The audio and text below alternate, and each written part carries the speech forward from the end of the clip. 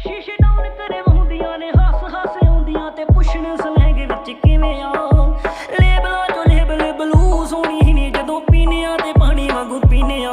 40 ਕਿੱਲਿਆਂ ਦੀ ਖੇਤੀ ਅੱਧੀ ਠੇਕੇ ਉੱਤੇ ਦਿੱਤੀ ਮੁੰਡੇ ਸੋਹਣੀਏ ਪੰਜਾਬ ਦੇ ਜਾਏ ਨੇ